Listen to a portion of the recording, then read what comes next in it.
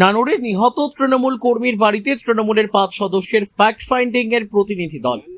Vote পরবর্তী হিংসার ঘটনাকে কেন্দ্র করে নানুরে এলো তৃণমূল কংগ্রেসের ফ্যাক্ট ফাইন্ডিং টিম।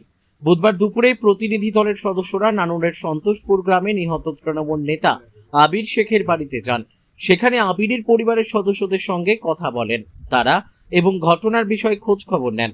প্রতিনিধি দলে উপস্থিত ছিলেন রাজ্যের প্রাক্তন মন্ত্রী বীরবাহা হাসদা, প্রতিমা মণ্ডল, শামিরুল ইসলাম এবং অসিত মাল সহ অন্যান্যরা।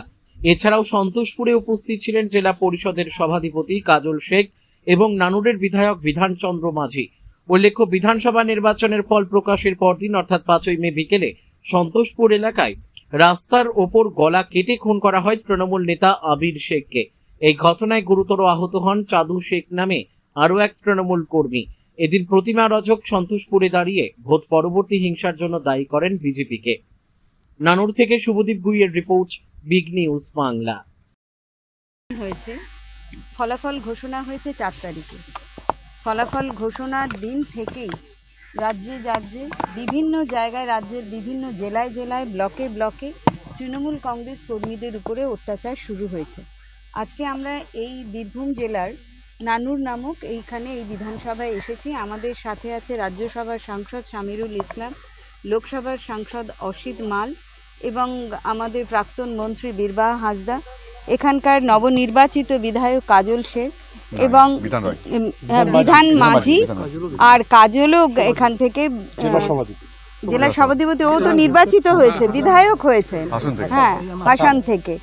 আমরা সেই জায়গায় তাদের সকলকে সঙ্গে নিয়ে আমাদের দলীয় কর্মী আবিরের বাড়িতে এসে, যাকে 5 তারিখে নৃশংসভাবে প্রকাশ্য রাস্তায় মেরে ফেলা হয়েছে।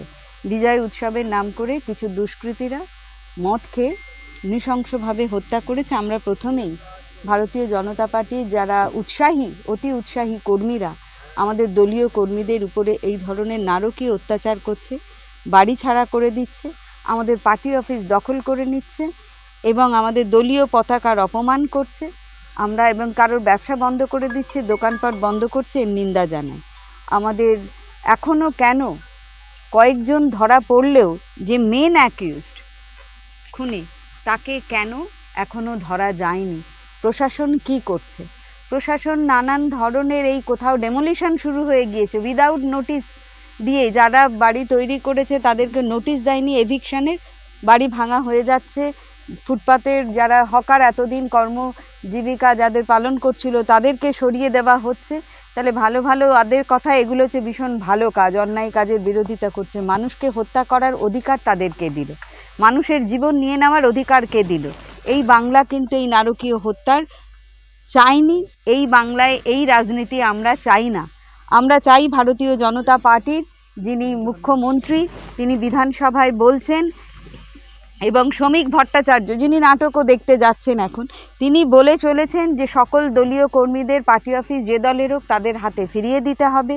কোনো রকমের কোনো পঞ্চায়েত দখল করা চলবে না, এখনই শোনা যাচ্ছিল, দখল করা চলবে না, পার্টি অফিস নেওয়া চলবে না। কর্মীদের যারা বাড়ি ছাড়া হয়েছে তাদেরকে পুনরায় ফিরিয়ে দিতে হবে, বাড়িতে পুনর্বাসন দিতে হবে। তাহলে সেই জায়গায় দাঁড়িয়ে আমাদের কথা, যেটা আপনি মুখে বলছেন সেটা মুখে নয়, আপনি করে দেখান। আর এখনই আবিরের যে খুনি, যে 1 নম্বর দোষী ব্যক্তি, তাকে খুঁজে বার করে তার শাস্তির ব্যবস্থা করুন। কারণ পরিবারে তার মা বলছে আমি দোষীর শাস্তি চাই।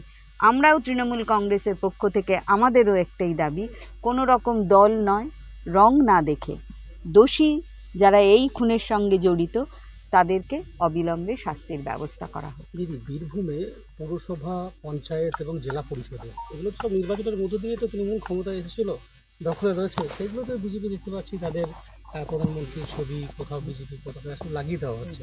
না, এরা তো এখন আমাদের নিজেদের, আমি তো নিজে মনে করি যে মানুষের কাছে এই বাড়িটা তার যেমন সব কিছু, এবং যে কোনো ধর্ম প্রতিষ্ঠানের কাছে, যে কোনো ধর্মীয় মানুষের কাছে যেমন মন্দির, গির্জা, গুরুদ্বারা, চার্চ তার কাছে আবেগ, তৃণমূল কংগ্রেসের কর্মীর কাছে কিন্তু তৃণমূল কংগ্রেসের দলীয় কার্যালয় কিন্তু মন্দির বলুন, মসজিদ বলুন, গুরুদ্বারা বলুন, চার্চ বলুন, তাদের সেইটা সেখানে বসেই তারা দলীয় পরিষেবা দেয়, সেগুলো অধিকার করে নিয়ে তাদের ফ্ল্যাগ লাগিয়ে দিচ্ছে, তাদের রং করে দিচ্ছে। এগুলো তো তার মুখে একরকম বলছে, কিন্তু আমাদের দলীয় কার্যালয়ে ফেরত দিতে হবে। আমরা এখনই এসপির কাছে যাচ্ছি, এখানে সময় আপনারা এসেছেন তার জন্য কৃতজ্ঞ, আপনাদের সাথে দুটো কথা বললাম, কিন্তু আমরা এখন এসপি অফিসে যাচ্ছি। আমরা লিস্ট নিয়ে যারা বাড়ি ছাড়া এবং যে আবিরের খুন করেছে, যে প্রাণ নিয়েছে, যে তার ধরার ব্যবস্থা করা, শাস্তি দেওয়ার ব্যবস্থা করা, এবং যারা যে সমস্ত পার্টি অফিস দখলে আছে সেদেরকে ফেরত দেওয়া, যারা ব্যবসা করতে পারছে না, স্কুল কলেজে যেতে পারছে না, তাদের সমস্ত ব্যবসা যাতে খুলতে পারে, দোকানপত্র খুলতে পারে, তার ব্যবস্থা করা, এলাকায় শান্তি শৃঙ্খলা ফিরিয়ে রাখা। এই কারণেই কিন্তু আমরা এসপি অফিসে যাচ্ছি। Thank you.